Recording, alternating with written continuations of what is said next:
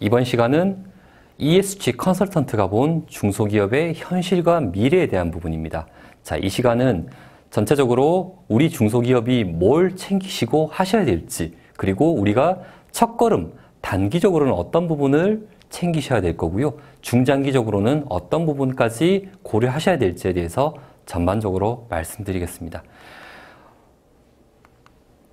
네, 중소기업 같은 경우에는 특히나 중견기업들, 우리 기업들 같은 경우에는 ESG가 어떻게 우리가 이행해야 되고 또 어떤 방향으로 이행해야 되고 우리가 뭘 해야 될지 대단히 혼란스러워하세요. 밖에서 바라보는 중소기업의 ESG라고 하는 부분은 조금은 소외되어 있으시고요. 보통은 대기업 중심의 ESG라는 부분이 대단히 많습니다. 그렇기 때문에 다들 ESG라고 하면 다들 사용을 떠올리시고요. 어떻게 거대 투자를 통해서 ESG를 할지에 대한 고민을 하십니다. 하지만 조금 더 실질적으로 본다라고 하면요. 우리는 이제 그런 ESG보다 우리한테 필요한 ESG를 찾아 나가시고 그 ESG에서 요구하는 사항을 명확하게 확인하시고 이행하실 필요가 있으십니다. 그리고 거대한 돈을 투자한 ESG도 있지만 작게 단기적으로 할 수 있는 과제도 있고 중장기적으로 이행하셔야 될 부분이 있습니다. 자, 첫 번째 ESG의 요구사항 중 산업별 특징에 대해서는 반드시 우리가 짚고 넘어가셔야 됩니다. 자, 대기업과 중소기업의 가장 큰 차이가 있다라고 하면 대기업은 명확하게 우리가 왜 ESG를 해야 되는지 우리의 지향점이 무엇인지에 대해서 정의합니다.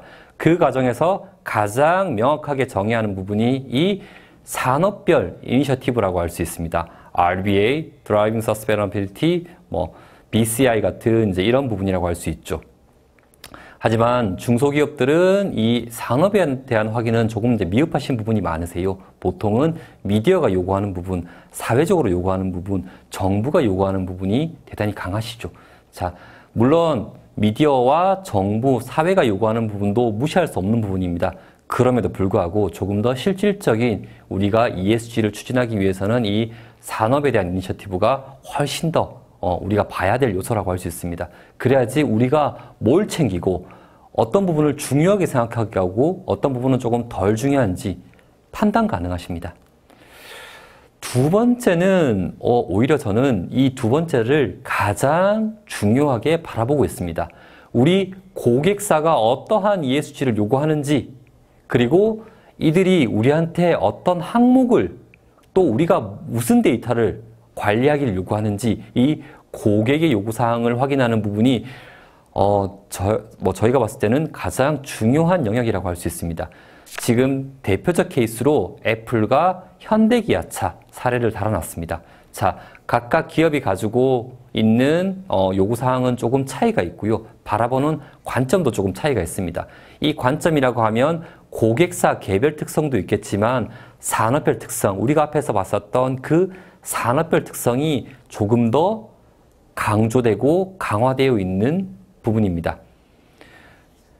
애플과 현대차 같은 경우에는 단편적인 사례에 불과하고요. 우리도 아마 많은 고객사로부터 이 요구를 받으실 겁니다. 자, 우리는 고객사 요구가 없습니다 라고 말씀하실 수도 있으세요. 그래서 이 강의가 끝나고 나서 저는 가장 먼저 해보시라라고 말씀드리고 싶은 부분이 우리 마케팅 사이드라든지 아니면 우리 고객 접점 사이드 이런 쪽에서 혹시나 고객으로부터 ESG 관련 요구를 받은 적이 있습니까? 라고 하는 걸 여쭤보십시오. 그러면 한 건이라도 생길 수 있고 우리가 몰랐던 부분을 확인하실 수도 있으십니다. 생각 외로 고객사 요구사항은 대단히 많습니다. 이 부분은 단순하게 제조업에만 그치지는 않습니다.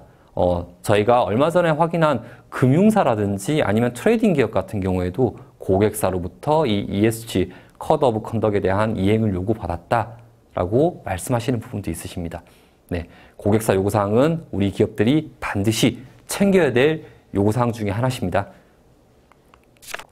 글로벌 기업 같은 경우에는 네슬레라든지 디즈니라든지 아니면 유니레버, DHL 같은 경우에는 반드시 ESG에 대한 요구사항, 그 중에 환경안전이라든지 인권이라는 부분을 반드시 포괄하는 저런 코드 오브 컨덕을 공개하고 있고요. 실제로 각 지역마다 개별 협력사마다 ESG 리스크가 어떤지 그리고 어느 수준에 있는지까지도 공개하기도 하는 게 특징이라고 할 수 있습니다. 자, 이 고객사 관련된 이 ESG를 확인하기가 되게 애매하시면 우리 중소벤처24의 CSR 성과지표 측정이라고 하는 부분이 있습니다. 이 부분은 과거 RBA, GRI, UNGC, ISO 26000 그리고 글로벌 평가사라고 할 수 있죠. 다우존스 지속가능 경영 지수라든지 이러한 지수를 종합적으로 반영해서 만들어 놓은 하나의 대표 모델이라고 할 수 있습니다. 자, 우리가 가지고 있는 내부 ESG 현황이 궁금하다. 근데 우리의 고객과 산업 자체가 조금 모호하다라고 하면 이러한 정부 사이트를 충분히 활용하셔도 좋은 어떤 성과를 만드시는 토대가 되실 수 있을 것 같습니다. 자, 세 번째입니다. 과제를 우선순위화하십시오라고 저희는 권고드리고 싶습니다. 많은 중소중견기업들이 진짜 해야 될 거, 반드시 해야 될 거는 뒷전으로 밀어두시고 실제 이게 중요한 과제인가? 굳이 이걸 와서 지금 해야 될까? 이런 부분을 많이 활용하시기도 하십니다. 자, 저희가 조금 권고드리고 싶은 부분은 ESG는 우리가 생각하는 것처럼 어마어마하게 많은 돈을 소요하고 소비하는 것도 아니고요. 그리고 엄청나게 많은 인원이 들어가는 부분도 아닙니다. 그래서 우리가 단기간에 할 수 있고 또 우리한테 중요도가 높은 사업을 중심으로 전개하시면 됩니다. 자, 중요도는 어떤 거냐, 어떻게 정의할 수 있어요? 라고 말씀하시면 사실은 중요도는 우리 고객이 원하는 거, 우리 정부가 원하는 거, 내가 진출한 해외 시장이 원하는 것들 이런 부분이 중요도가 높다라고 할 수 있고요. 또 하나, 우리 산업에서 이 아젠다는 반드시 챙겨야 됩니다라고 강조하는 아젠다가 있으실 거예요. 그게 중요도가 높은 아젠다라고 할 수 있습니다.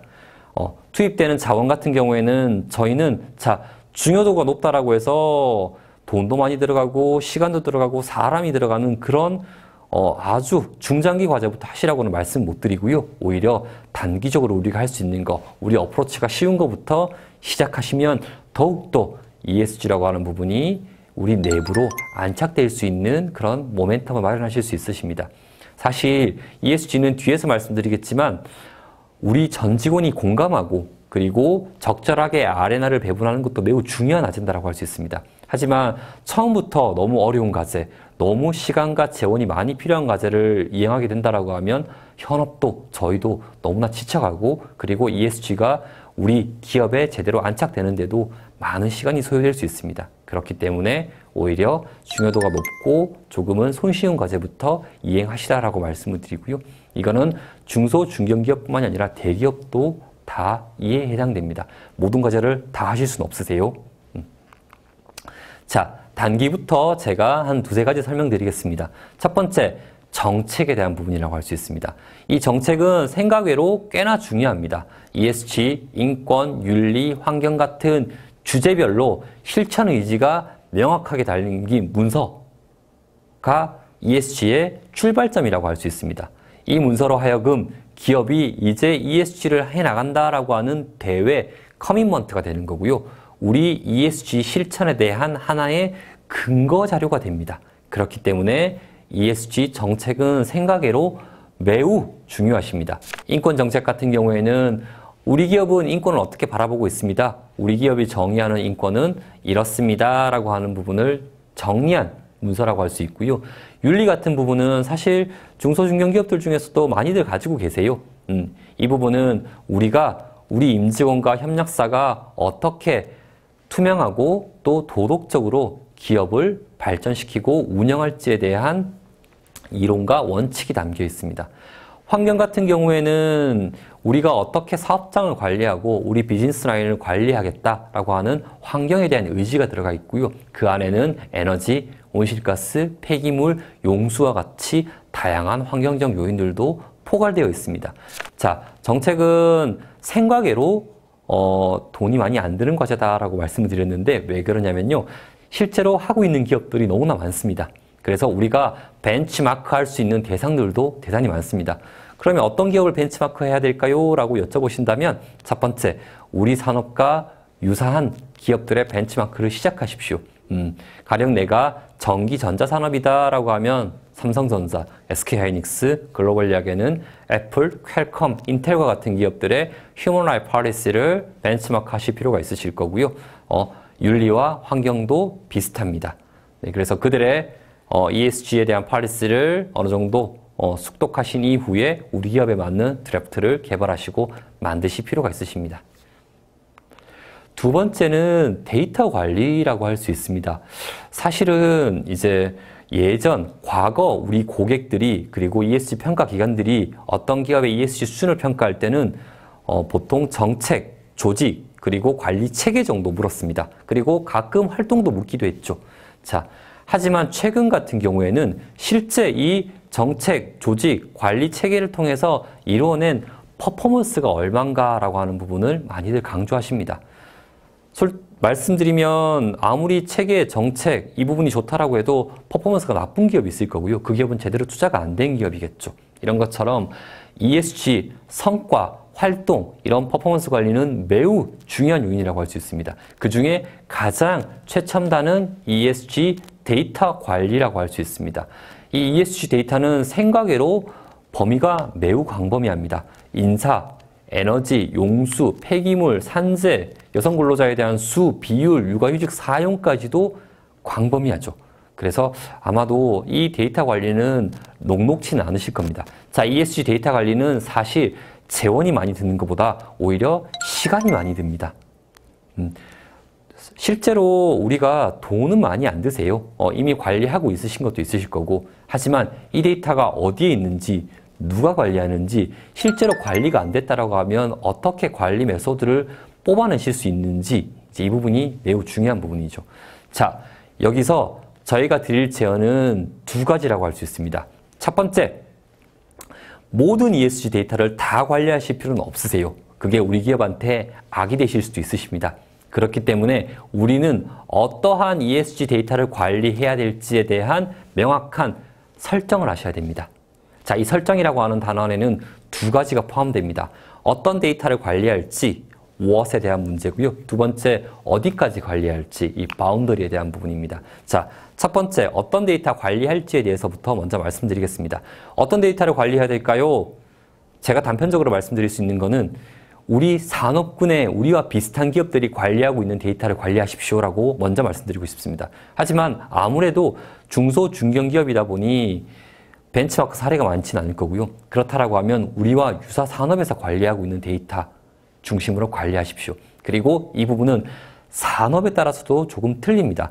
가령 에너지 온실가스 같은 경우에는 산업을 망라하고 언제나 중요한 아젠다입니다. 하지만 반도체 같은 경우에는 초순수라고 하는 데이터가 중요하고요. 오일 산업 같은 경우에는 토양오염이라고 하는 부분도 매우 중요합니다. 이처럼 우리 산업에서 관리하고 있는 ESG 지표를 찾아내서 우리가 관리 범위 안으로 가지고 오는 부분도 매우 중요합니다. 또 하나, 초기 관리할 때는 데이터를 명확하게 디파인 해야 됩니다. 자, 우리 임직원 수라고 하면 대단히 단순해 보이죠. 우리 임직원 수 다 헤아리면 되겠네 라고 하실 수도 있는데 이 안에도 몇 가지 트릭이 있습니다.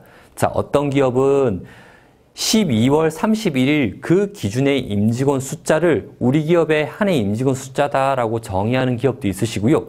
자, 어떤 기업은 상시 근로자 수라고 하죠. 12개월 평균 근로자 수를 측정하시는 기업들도 있으세요. 이런 것처럼 우리는 데이터를 최초 관리할 때 이 데이터에 대한 정의라든지 혹은 데이터에 대한 기준 설정을 명확하게 하셔야 됩니다. 자, 제가 두 번째 바운더리라고 말씀드렸죠.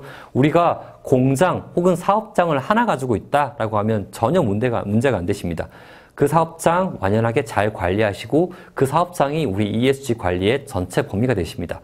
하지만 우리 사업장이 한 개, 두 개, 세 개, 네 개 조금 많다라고 하는 중견 기업들은 먼저 저희가 권고드릴 수 있는 거는 대표 사업장 하나를 샘플로 데이터 관리를 해보시라라고 말씀드리고 싶습니다.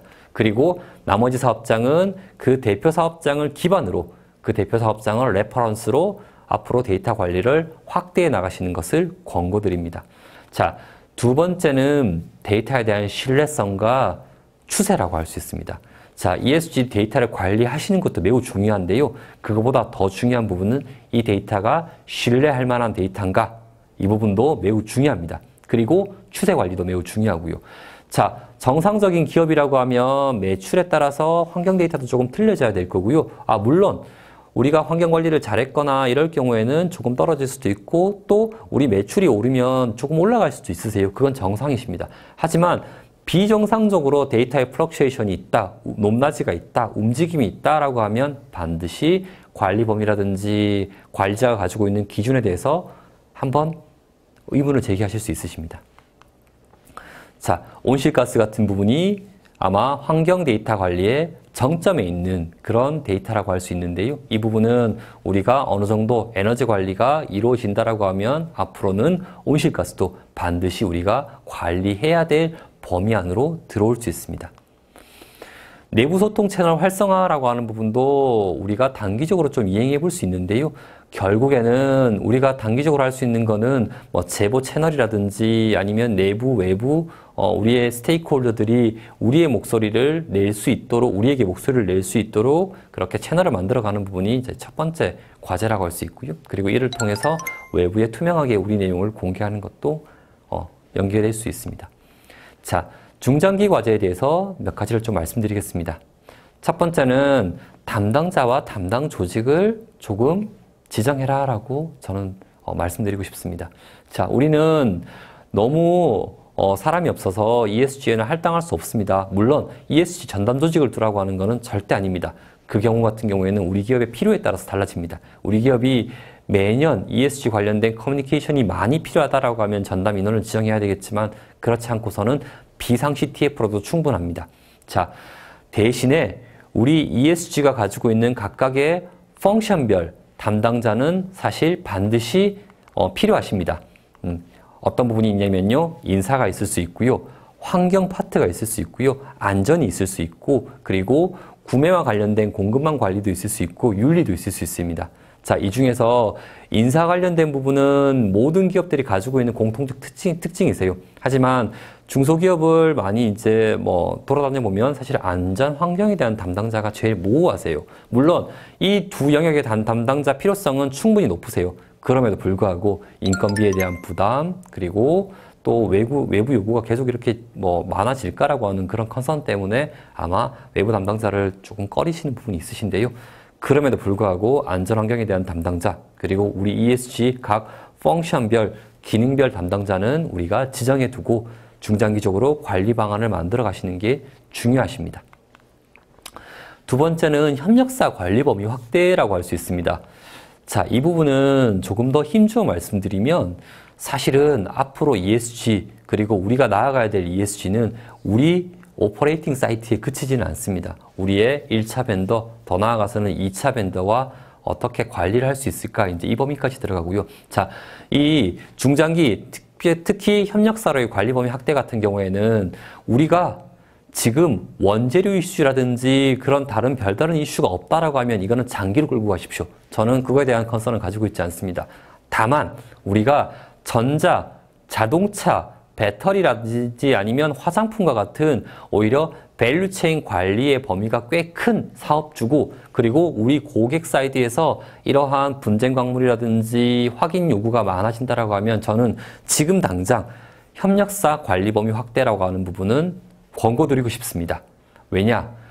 분쟁 광물도 관리해야 되고 다른 범위도 관리해야 된다라면 어떻게든 우리는 구매 거래 계약을 체결할 때 그들이 가지고 있는 그런 코드 오브 컨덕이라든지 아니면 광물을 어디서 소싱해 오든지라든지 이런 일련의 ESG 정보가 필요하실 겁니다. 관리를 하셔야지 이 정보를 획득하실 수 있으시죠. 자, 마지막으로 ESG는 생각보다 돈은 적게 듭니다. 대부분 많이들 이제 이행해 놓은 부분이 있기 때문에 그 토대를 통해서 우리는 활용하실 수 있으세요. 하지만 실제로 정보도 많이 필요하고 외부 자문도 많이 필요하십니다. 그래서 지금 우리가 비싼 컨설팅을 줘서 이 부분을 해결한다라고 하는 것도 생각해 볼 수 있는 방법이긴 하지만 그 전에 우리 주변에 중소기업 ESG 관련 제도도 대단히 많습니다. 그렇기 때문에 이 부분도 저는 충분히 활용하시라라고 권고드립니다. CSR 클럽이라고 하는 이 지역별 기업인의 온오프 교육, 멘토링 제공하는 프로그램도 있고요. 그리고 중소기업 맞춤형 CSR 코칭 제도라고 하는 부분도 있습니다. 이 부분은 ESG 대응이 시급한 우리 중소기업 대상으로 영역별 수준 진단과 또 적용 방안을 제시하는 부분도 있고요. 마지막으로 CSR 보고서 발간 지원도 어느 정도 정부 재원으로 지원하는 부분도 있습니다. 정보 공시 같은 경우에는 생각보다 중요하십니다. 왜냐?